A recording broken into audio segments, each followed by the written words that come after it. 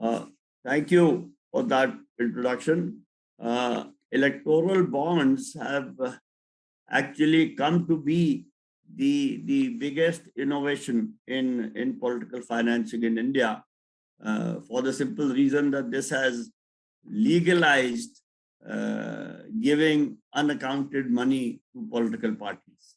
And although the heading of the finance minister's speech in the budget, while he presented the budget on 1st of February 2017, the title of the two paragraphs was Transparency in Electoral Funding. But what exactly the scheme did and how it has turned out to be has been the exact opposite of transparency, because the same day that he made the speech in the parliament, in the afternoon, the same finance minister in a media interaction said that the bond will be bearer in character to keep the donor anonymous. Since February 2, 2016, 2017, I have been looking for a dictionary which says that anonymity and transparency are synonyms of each other, and I have not yet found it. Now, after announcing the scheme in the budget, it was finally first when the budget papers were available in detail, and then finally when the notification of the scheme was done almost exactly a year later, in February, on February 2, 2018. When you read in between the lines, or actually when you read the lines, it turned out that it had done a variety of things. First of all, it amended 4 laws: the Representative People Act, the Income Tax Act, the Companies Act, and the Reserve Bank of India Act. Now, each of the amendments, if you look at them in some detail, you find that they are not for transparency, they are anti-transparency.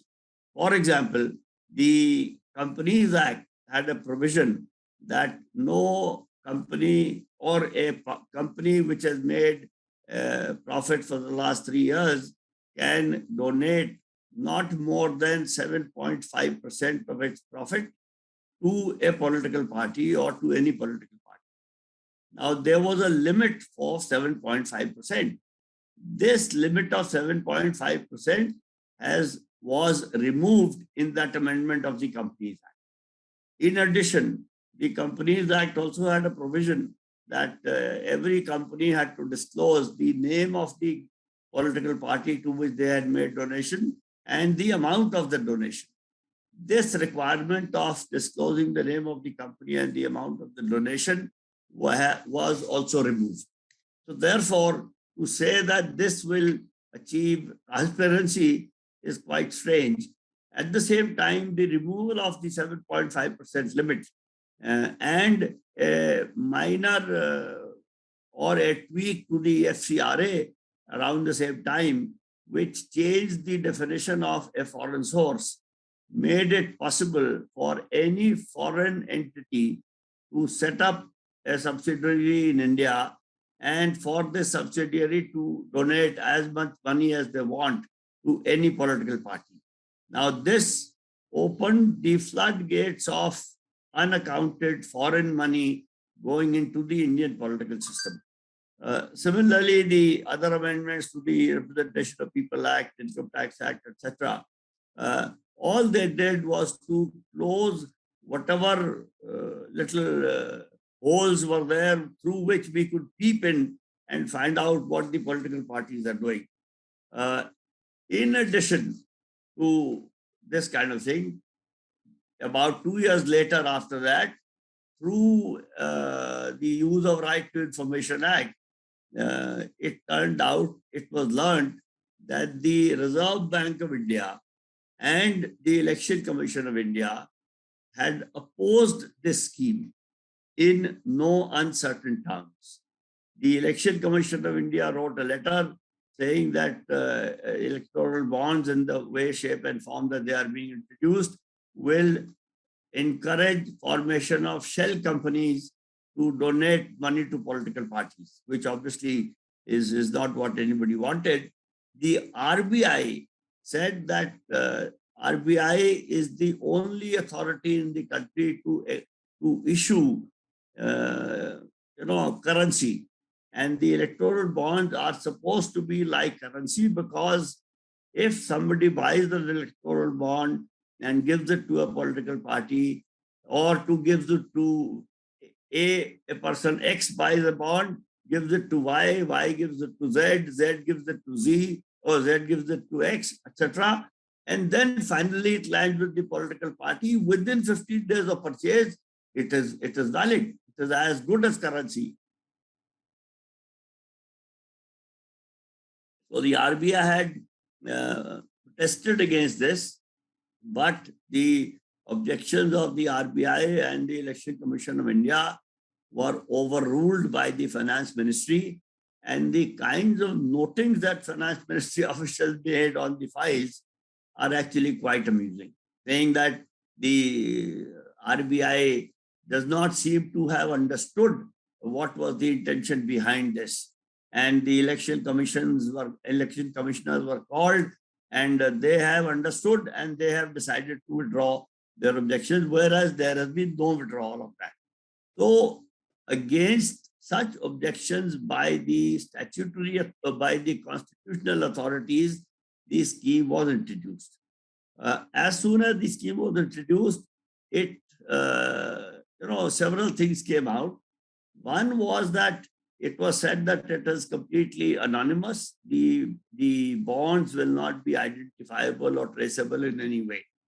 A journalist from the Quint bought an electoral bond and put it through, forensic testing, and it was revealed that there was a unique alphanumeric number that the electoral bond held, which became visible only under ultraviolet light. So this contention that these were completely anonymous and they could not be traceable, could not be traced in any way, shape, or form, was proved to be wrong. Number two, the provision was, or provision still is, that the State Bank of India is the only bank who is to sell these bonds through authorized branches during a 10-day window every quarter in the year. So the government issued a notification, let's say from the 1st of January to the 10th of January, State Bank of India will sell these bonds through designated branches. Now, it also said that the State Bank of India will collect KYC or know your customer particulars, but will not share it with anyone at all unless somebody brings a court order. And therefore, the anonymity of the buyer will remain confidential.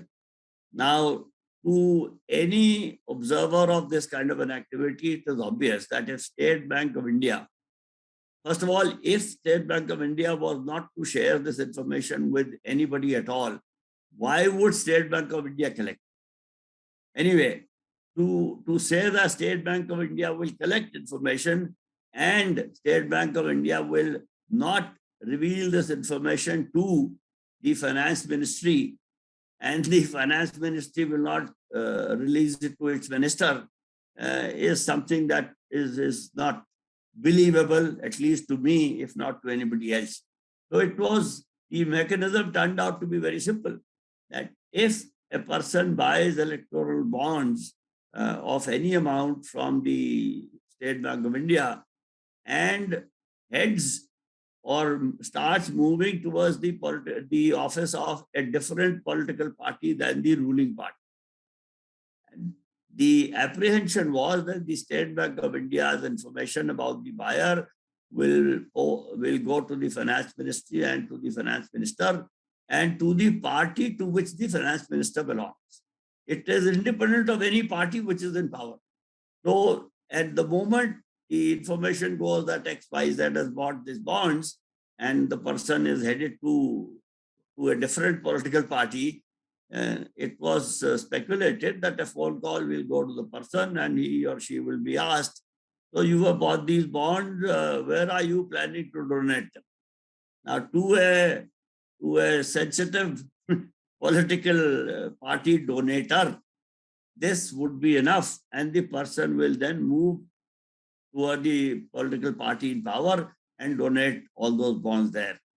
So the apprehension was that electoral bonds, the way they have been operationalized, through this information being available ostensibly only to the State Bank of India, had the potential of choking the funding for all opposition parties.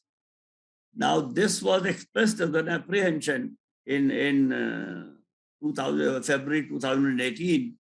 And subsequently, when the data of the sales of electoral bonds for the first full year became available, because political parties had to declare it in their statement of income and expenditure, it was proved that 95% of the amount of bonds purchased in that year were donated to the political party in power. 215 crores worth of bonds were bought. 200 were donated to the political party in power. I think 10 crores were donated to the next biggest party, and 5 crores, strangely, were not encashed. And the scheme has a provision that if any bonds are not encashed within 15 days, that amount gets credited to the Prime Minister's Relief Fund. So in the first year, 95% of the funding through electoral bonds went to the ruling party. In the subsequent years, it has become a little less.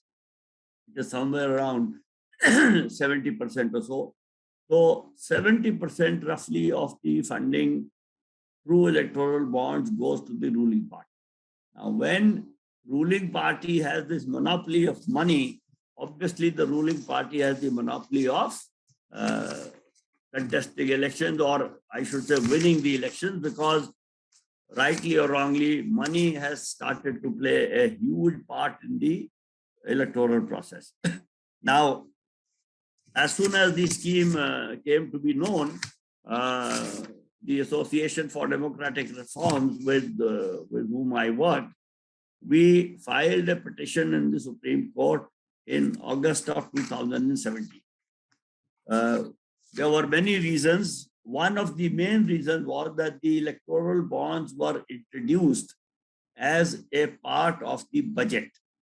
And the budget is a money bill. And a money bill's peculiarity is that the money bill is discussed in the Lok Sabha, and members make suggestions for modifications or amendments, etc. And then once the Lok Sabha has passed it, it goes to the Rajya Sabha. In the Rajya Sabha, the money bills are only discussed. The Rajya Sabha does not have the power to make any amendments to the bills. So effectively, if there is a majority in the Lok Sabha, then the government of the day can pass any bill they want, because if they have majority in the Lok Sabha, even if they are in minority in the Rajya Sabha cannot amend any of the money bills.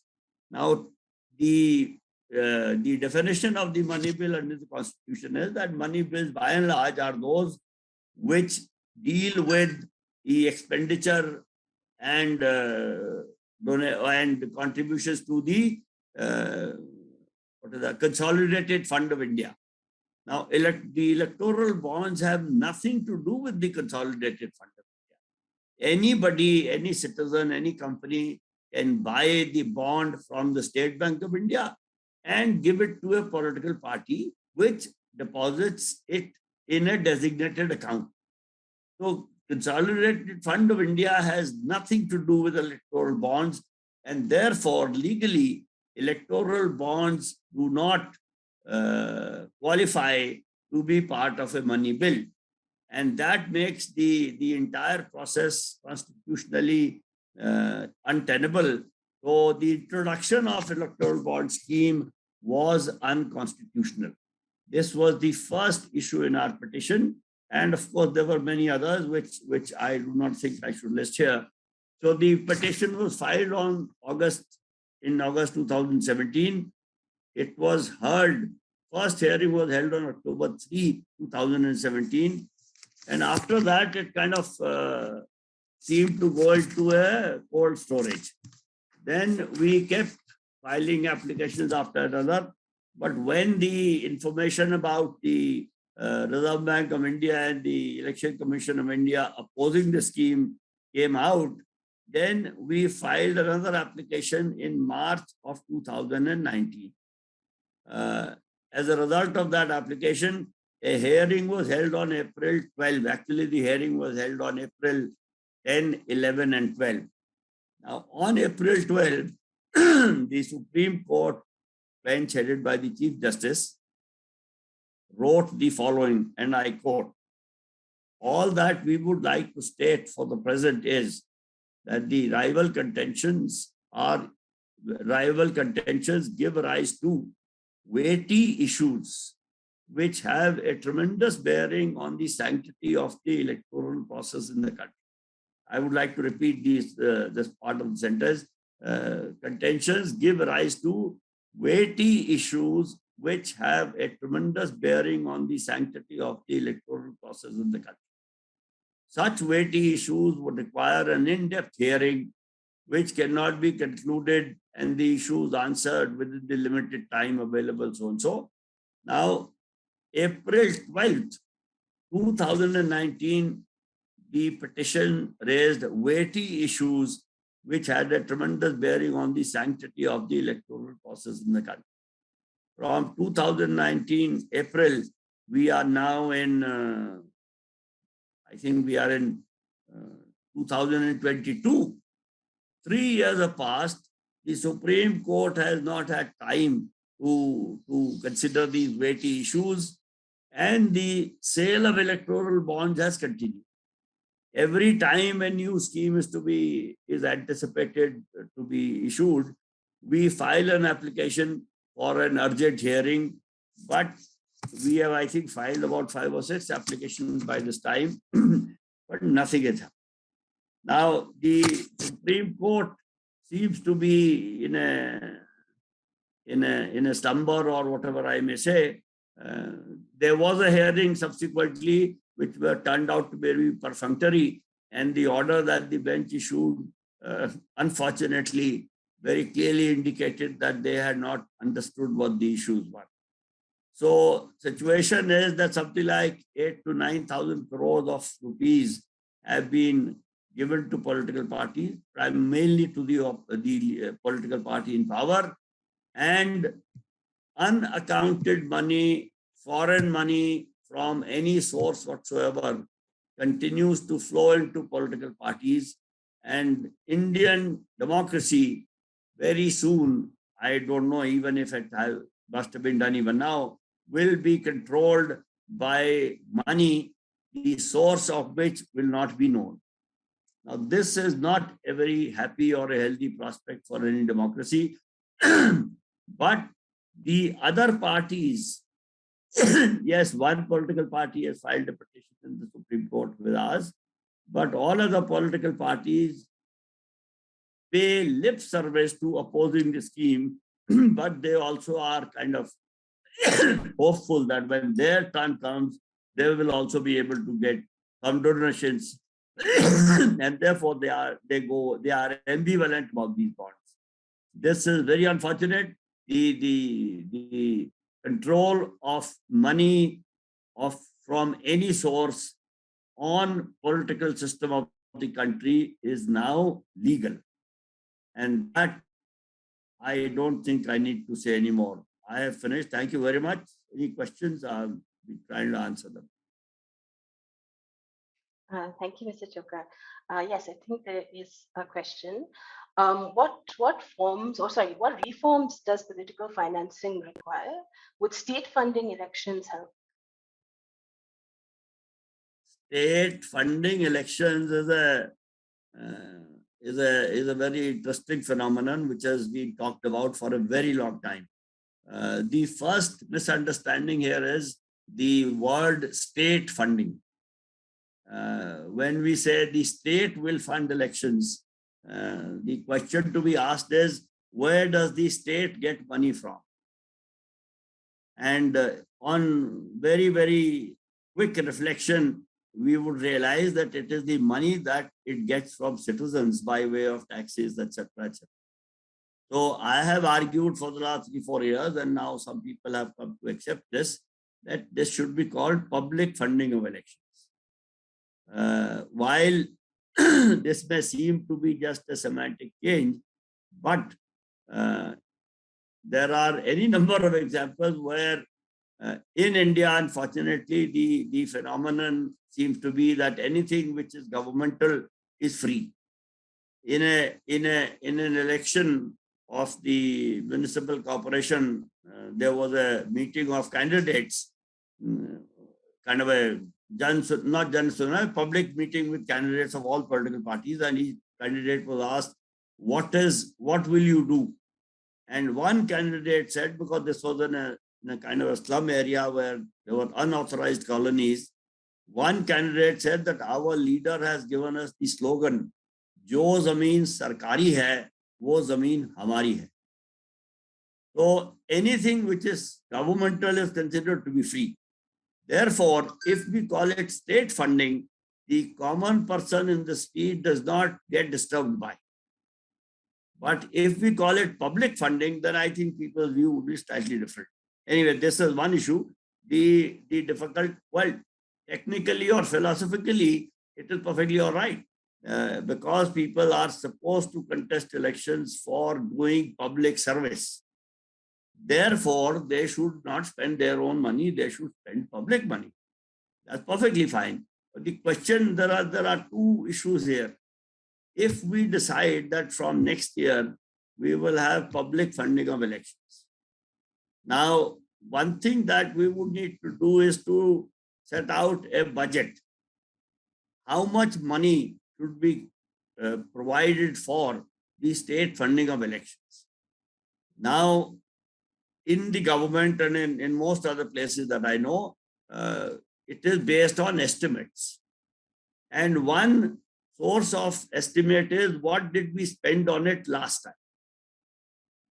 And then you add some, 10%, 15%, 50%, 200%. But you need the figure of how much did we spend on this? So that would require political parties and candidates to reveal how much did they actually spend.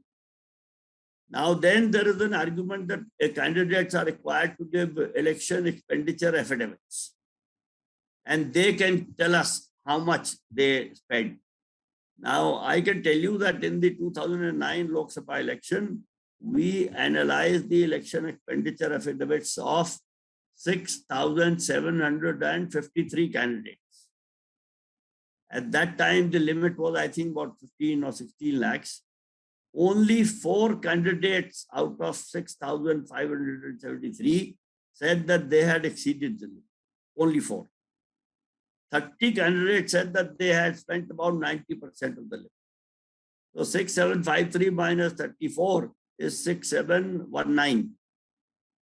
They said that they had spent between 45 to 55% of the limit. A chief election commissioner at that time said that if this is the case, we should reduce this limit and not increase it every time. The point of sharing this actual data is that every candidate lies when they give these election expenditure affidavits. Lying is a non-unparliamentary word. I suppose parliamentary word is the underreport. And there is no limit on the expenditure of political parties. So how will we operationalize public funding is a problem that I am not able to solve. The other issue is that if public funding is given to political parties and candidates for fighting elections, it stands to reason that they should not accept any other money. If they will take public funding and also continue to take other funding, then the whole purpose is lost and it becomes like throwing good money after bad money. It's like telling a government employee who is in the habit of taking bribes that we will increase will increase your salary 5 times, you stop taking bribes.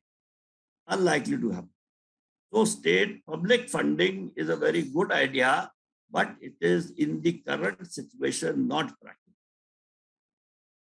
The only way to control election expenditure is there are two ways of controlling it. One is that political parties have to become democratic in their internal functioning, including choosing their candidates.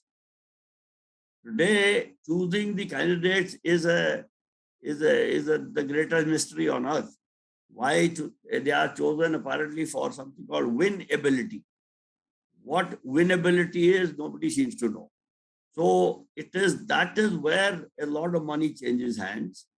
And the other is that political parties have to be transparent in their financial affairs. Political parties claim that they deal with public issues and they work for the public. But therefore, if they do that, then they should also be willing to share information about how much money do they get, whom do they get it from, how do they spend it, and how much do they spend. But as I said, the electoral bonds are now the gold standard for opacity of political funding. Therefore, we are not moving in the right direction at all. This is all I can say in answer to this question. Yeah, thank you. We have a question in the chat, which is, how did corporate funding to political parties work before electoral bonds were introduced? That worked very well. The law was that any donation that a political party received, which was more than 20,000 rupees, would have to be disclosed in a statement of donations. So the political party, it worked this way that either corporates gave 19,999 checks about 200, 400 times, or they gave whatever they wanted in cash. It is a personal experience of mine that I was on a television debate with a politician and a corporate person. The politician said, we want to take money through check, but the corporate sector does not want to give it by check. The corporate person said, we want to give it by check, but they don't want to take it by check. Now, after I experienced that, I had to think about how could that be reconciled. And then after some thought, it occurred to me that the reason is that if the money donations are made by check, then the amounts are clear and laid down. If it is through cash, let us say I am a politician, which I know, I think I would say I'm a corporate sector person and you are a politician. And we meet and you say, I need 10 crores of rupees. And I said, Acha, we'll send it to you. And I send my person with 10,000 crores of cash.